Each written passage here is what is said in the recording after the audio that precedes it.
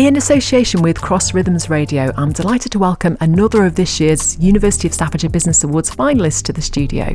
I'm going to hand over to him so that he can introduce himself. Hello, I'm Mitch Brown, Co-Managing Director of Brown Recycling Limited. We're a fifth generation total waste management business based in North Staffordshire, with nearly 100 years heritage behind us. I think we celebrate a centenary next year, actually. Oh, that's incredible. So it was set up by your, if you've worked it out, great grandfather, yes. And it's sort of gone through that, yeah, so that interrupted by the Second World War. So Samuel Brown started off, and it was very much horse and cart centric at the time, where he was delivering in, I think he delivered water and milk, actually. He was like from the farming industry into the villages, like such as Warrington, where he's from. And then in the afternoon, when the way he got into waste management was he was sort of scratching around for some work in the afternoons. And obviously we had the pottery industry, which is a roaring trade back in them days, and quite dusty and dirty. So he was, that was our first waste management contract. In effect, he'd clear out the sort of waste products generated from the kilns around the potteries.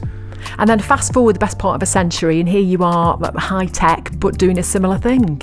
Yes, yeah. So we are a sort of zero waste to landfill business. So we work with it's predominantly business to business. We do work with B2C a little bit, but it's about 5%. Yes. The bulk of our work is working with other businesses, predominantly around sort of Staffordshire and South Cheshire, really. But we do also service a bit further afield. We do have some like national contracts where some will be on our own wheels, and some work will then also be subcontracted through a supply chain partners.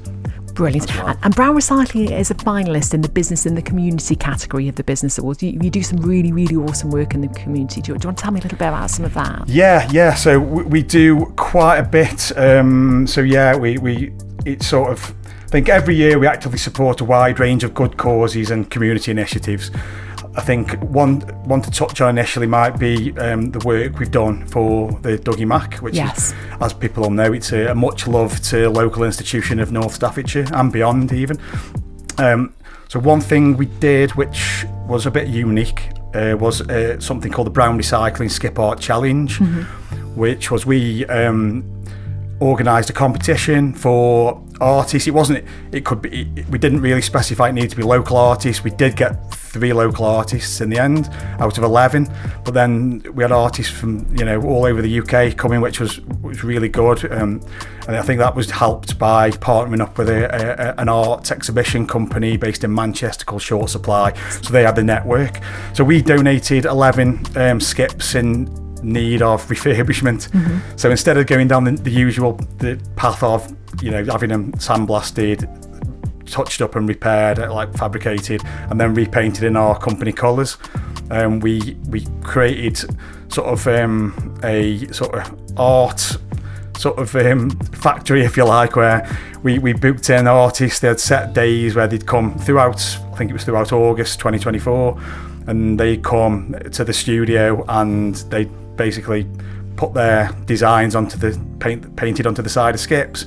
And something I must add as well, we did get just under 60 applicants, so we managed to whittle that down to the 11 finalists in the end. So then this was all in aid of raising money. And they went on display, did they, those skips, so people could see them?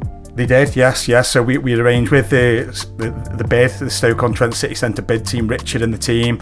So we had like an art installation, which was down in Piccadilly. Yes. Which was, again, it was sort of the end of August, early September last year, 2024. It was something where it's something a bit different. Enriches the sort of local views, if you like. It gets people talking about art, but also sustainability, waste management. So it was just something. It was nice that we were able to something quite sort of simple and mundane, such as a skip of an everyday use item, to have like somebody's own ideas projected onto the side. Yes. So some really creative ideas, and some were actually linked to sustainability as well, like sustainable messages.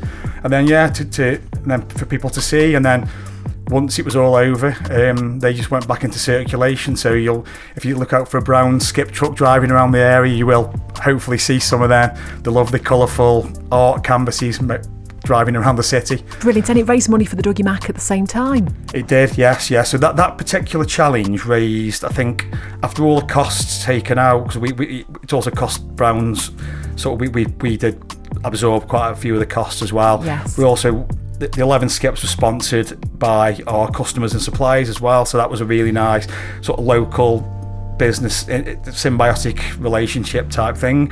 And then I think after it all, we raised just over 7,500 for the hospice. Brilliant. And of course, the Christmas tree recycling, that's you, isn't it? That's Brown Recycling. It is, yeah. So the Christmas tree recycling project, I think it's in its 5th current continuous year now. I think that'll be next year. So yeah, we are sort of the main sponsors of it. We sort of dedicate volunteers, vehicles. Part of our recycling centre gets turned into a tree recycling area. Yes. For like a few days. And then I think year on year we normally collecting around 2,000 plus trees from North Staffordshire and South Cheshire. And again, that's thousands of pounds raised for the hospice, isn't it? I think last year it was just under 30,000. Yeah, incredible So it's growing each year on year, because they come up with new innovations as well. The fundraising team, as I'm sure you'll know, most of the team there, they're fantastic, and they are relentless in the sort of innovations and their ideas. So they keep coming up with new ways to generate a bit more, sort of raise the profile a little bit more. So we're really sort of happy that we're sort of connected and known, and we can work with them year on year with a guaranteed income stream for the hospice. Yes, but that's of course the tip of the iceberg for the community work that Brown Recycling does.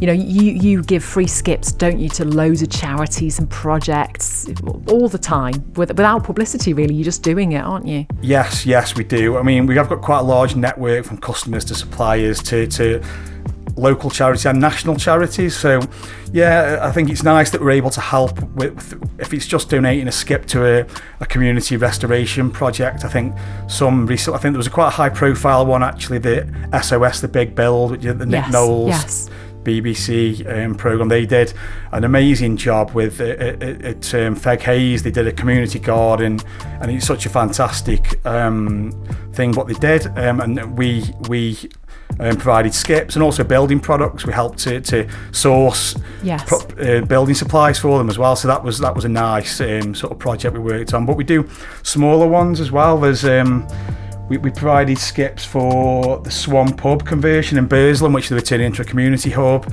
We worked with on a number of restoration projects where they just wanted to clean an area up, and if they're going to bring an old historical building back into use, or they're going to build a nice little memorial garden. We worked with Terry Conroy, the Stoke City Old Boys Association, on the Gordon Banks community allotment, what they developed a few years back. Yes. And then I think another big part of the community work we do is sponsorships and partnerships of sports clubs. Yes. So without reeling them all off, from junior to senior, football, cricket, boxing gyms, I think we've probably got around between 40 and 50 partnerships. Okay. What a year in, year out as well. We don't just do it once. We sort of try and build them partnerships and look after. If it's a good, we won't just give it away. We won't just get involved in something if we haven't thought it through, and if it's the right fit, we check the right fit first, and then but where possible, we love to work in the community, and if it's helping sort of juniors and youngsters get into a sport, and then going from there, or whether it's some of the bigger clubs in the area, like Newcastle Towns, Leek Towns, up to sort of Port Vale, Crewe Alexandra, Stoke City. We've got a relationship with all of these where it's like developed over decades, really. And you do a lot of work with men's mental health as well, don't you? Yes, we do. As a business, we employ just under 140 people. I think it's 139 people. And as you can imagine, a large portion of that is heavy goods vehicles and drivers. So we have got, I think, out of the fleet, I think that we've got like 57 drivers. I think only 2 are women, which is, again, that's probably going to change the more as things, diversity, inclusion, and confidence builds. But yeah, we've got a large section of our workforce is sort of predominantly male. So yeah, we feel it's important to sort of, and as you know, men traditionally don't open up a lot of the time and keep things to themselves. So yeah, we've done a few initiatives for Men's Mental Health Week, where it's the Man Up campaign. That's like a fundraising activities, and also we sort of regularly get involved in the Movember prostate cancer campaign as well, where sort of a selection of the workforce get clean shaven and then grow so you can grow the best moustache. Brilliant. That's just a couple of examples of that. I mean, there's so much more as well, isn't there? It's huge. It's vast amount of work that you and the team. I think there's little things that all add up as well. I think, from local and national charity fundraising initiatives, what are generally driven by our team. So the managers within will drum up the support within the business, and they'll do all the marketing and raise the awareness themselves. We'll give them the okay, obviously. Yes. But I think 2024, I think just from the staff fundraising, I think they raised from sort of any local and national campaigns, I think they raised just over 11,000. Yeah, that's brilliant. And another thing to add, actually, which I'd forgot about before, our partnership with the Dougie Mac, I think we actually passed our £100,000 milestone award earlier this year.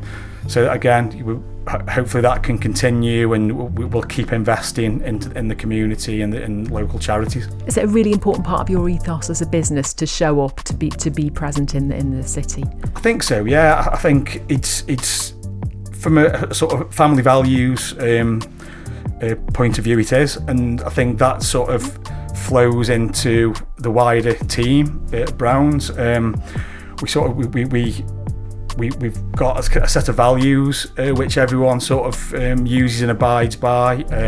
So we try and use that where we can, and obviously the accountability side. We're a business that employs 139 people, predominantly from North Staffordshire. Yes. So we've got to be accountable to the community, and if we can support, whether that's linking up with other businesses, which we have done. We've done numerous events with other businesses who are customers or suppliers, whether it's just doing things on our own direct with the charities. I think it's really important. If a business can do that, if you can be a leading example in your community, then I think you should do that.